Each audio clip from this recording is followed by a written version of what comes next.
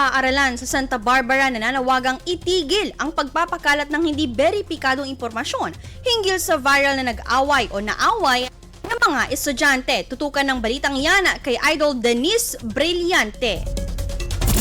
IFM News.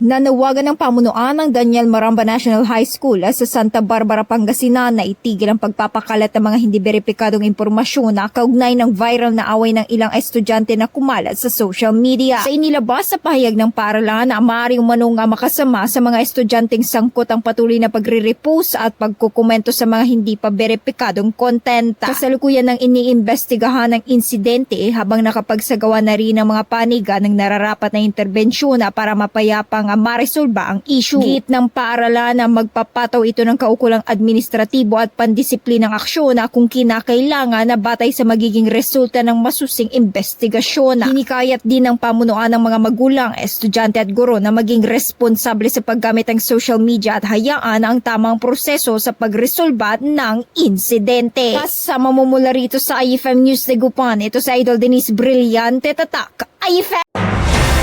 IFM News. IFM News. IFM News.